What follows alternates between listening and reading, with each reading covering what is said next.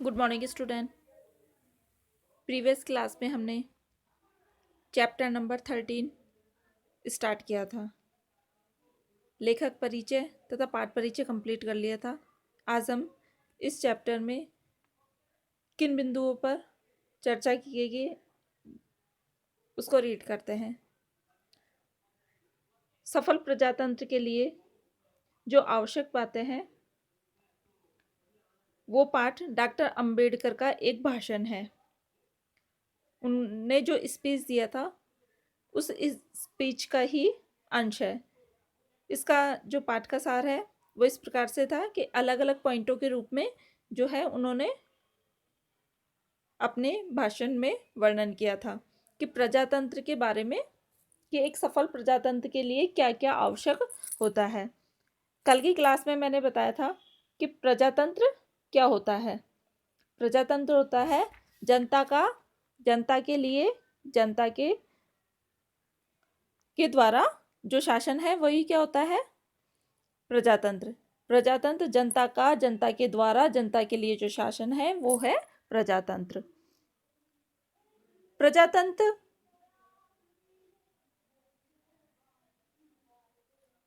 में शासन करने का पूरा अधिकार लोगों की इच्छा पर निर्भर करता है।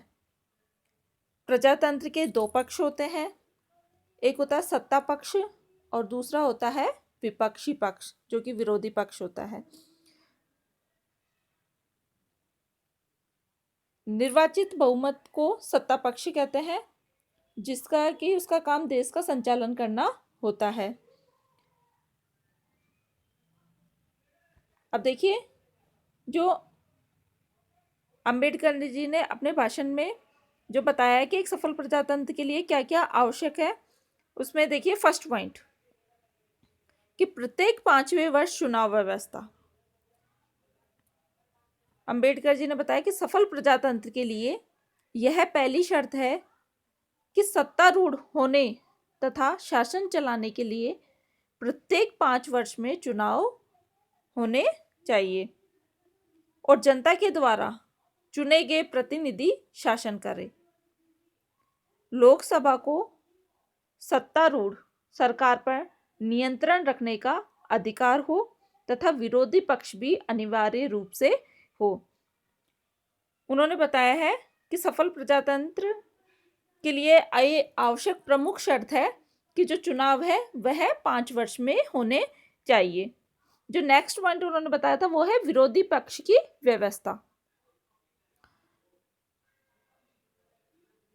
प्रजातंत्र की सफलता के लिए दूसरी शर्त यह है कि विरोधी पक्ष का कोई नेता हो तथा उसे सरकारी मंत्री की तरह सारी सुविधाएं एवं वेतन आदि मिले।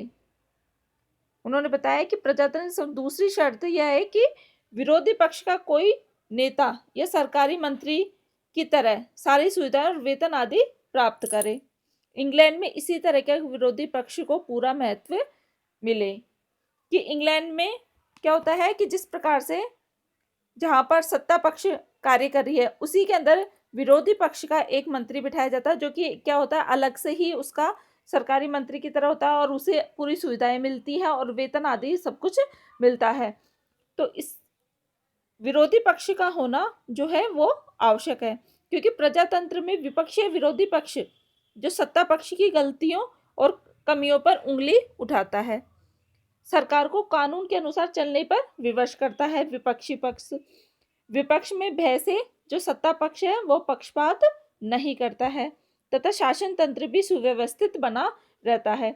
इसलिए जो डॉक्टर अंबेडकर है उन्होंने बताया है कि विरोधी पक्ष की जो व्यवस्था है वो होनी चाहिए। जो नेक्स्ट पॉइंट है उन्होंने बताया कि प्रजातंत्र की पूर्ण आवश्यकता, कि प्रजातंत्र की सफलता के लिए कानून एवं शासन की दृष्टि से सभी समान होनी चाहिए। शासन दल अपने दल के सदस्य की बात माने तथा अन्य दलों की बातें न माने, ऐसा करना ठीक नहीं है। अपने दल का कोई साथी अपराधी हो उसको छुड़ाने के लिए शासन दल का कोई व्यक्ति मजिस्ट्रेट को तबादला कराने की धमकी दे तो यह भी उचित नहीं है। अर्थात मीन्स क्या है कि शासन व्यवस्था में भेदभाव रहित होनी चाहिए, कि शासन व्यवस्था में किसी भी प्रकार का कोई भेदभाव नहीं होना चाहिए। शासन चलाने के लिए जो कर्मचारी नियुक्त हो वे किसी राजनीतिक दल के सदस्य न हो। कर्मचारियों का चयन निष्पक्ष रूप से हो तथा शासन पद्धति विकृत पद्धति नहीं रहे। राजनीतिक कार्यालय और सिविल कार्यालय में अंतर रहे तथा सभी मंत्री जनता के साथ न्याय करें, मर्यादा का पालन करने वाले हो। ये उन्होंने प्रजातंत्र की सफलता के लिए शर्त रखी थी। जो नेक्स्ट है वो है विधान संबंधी नैतिकता का पालन। सफल प्रजातंत्र के लिए यह चौथी शर्त है कि जनता की अपने देश के संविधान को पूरी आस्था रहे, कि जनता की अपने देश के संविधान पर पूरी आस्था रहे। देश की शासन संस्था वंशानुगत नहीं चले, कि एक बार अगर जो है मंत्री बन गया तो वो पीढ़ी दर पीढ़ी वो चले जाए, यानी कि वंशानुगत जो शासन सत्ता है वो नहीं रहनी चाहिए। राष्ट्रपति का नियम अनुसार चुनाव किया जाए। प्रधानमंत्री की सलाह के अनुसार राजा या राष्ट्रपति शासन चलाए तथा सभी दल संविधान को नैतिकता के साथ पालन करें। अर्थात जो शासन सत्ता है वो वंशानुगत नहीं होनी चाहिए, अर्थात नियम के अनुसार जो है उसके गुण और पीढ़ी दर पीढ़ी सबको जो है मौका मिलना चाहिए। और जो राष्ट्रपति वगैरह है या राजा का जो शासन होता है वो प्रधानमंत्री की सलाह के अनुसार होना चाहिए। संविधान में नैतिकता के साथ उसका पालन होना चाहिए। जो नेक्स्ट बात उन्होंने बताई है इंपॉर्टेंट, वो है अल्पमत एवं बहुमत में समन्वय। अल्पमत और बहुमत में समन्वय जो है प्रजातंत्र की सफलता के लिए जरूरी है। अल्पमत पर बहुमत का अत्याचार न हो, बहुमत वाले दल की सरकार बने, परंतु अल्पमत को अपनी बात रखने का पूरा अधिकार रहे। कि ऐसा नहीं है कि जो बहुमत वाली जो सरकार है वो अल्पमत की जो मत के जो है उनके ऊपर वो क्या करे, अत्याचार करे, और उन्हें यह अधिकार ही ना हो कि वो अपना पक्ष रख सके या अपनी बात को कह सके। उन्हें भी, अल्पमत वालों को भी अपनी बात रखने का पूरा अधिकार होना चाहिए। बहुमत द्वारा अल्पमत पर कोई अनुचित दबाव नहीं डाला जाना चाहिए, कि जो सरकार है, जो बहुमत से सरकार आई है, उसका के द्वारा अल्पमत पर कोई भी अनुचित दबाव नहीं डाला जाना चाहिए। एंड नेक्स्ट जो पॉइंट है वो है नैतिकता के नियमों का पालन। प्रजातंत्र की सफलता के लिए यह जरूरी है कि समाज नैतिक नियमों का पालन करे, राजनीति एवं नैतिकता में पूरा समन्वय रहे।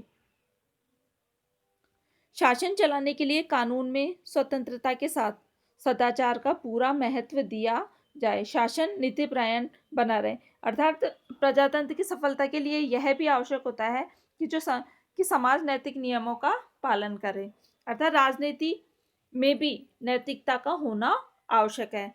और ऐसा नहीं हो कि कानून चलाने वाले स्वतंत्र है और उनमें नैतिकता सदाचार का महत्व ही ना हो, लेकिन उनमें भी सदाचार का महत्व होना चाहिए। जो नेक्स्ट पॉइंट है वो है सार्वजनिक अंतरात्मा। डॉक्टर अंबेडकर ने बताया कि सफल प्रजातंत्र के लिए जो अंतिम शर्त है वो यह है कि लोगों में सार्वजनिक अंतरात्मा हो। अब सार्वजनिक अंतरात्मा का क्या आशय है, देखिए कि इसका आशय यह है कि जातिगत या ऊंच नीच में के भेदभाव के बिना सब एक स्वर में अन्याय का विरोध करे। जो भी व्यक्ति अन्याय में पिसता रहे उसकी मुक्ति के लिए सभी लोग मिलकर उसका सहयोग करें, परंतु इसमें पृथक्करण की नीति न हो। अन्याय का विरोध कानून की सीमा में ही किया जाना चाहिए, कि उन्होंने बताया कि जातिगत या ऊंच नीच के भेदभाव के बिना ही अन्याय का विरोध करना चाहिए, तथा अन्याय का विरोध जो है एक अपनी सीमा में, यानी कि कानून सीमा के अंदर ही रहकर करना होता है। इस प्रकार राजनीति के मान्य सिद्धांतों के अनुसार प्रजातंत्र को सफल बनाने के प्रयास किए जाने चाहिए। और जो उन्होंने बताया है कि जो इस तरीके की जो शर्तें रखी है कि प्रत्येक 5 वर्ष चुनाव हो, विरोधी पक्ष की व्यवस्था हो, प्रजातंत्र में नैतिकता का पालन हो, अल्पमत बहुमत में समन्वय हो, नैतिकता के नियमों का पालन और सामाजिक अंतरात्मा, इन सभी शर्तों का जो है प्रजातंत्र में पालन होना चाहिए, तभी एक सफल जो प्रजातंत्र है वो हो सकता है।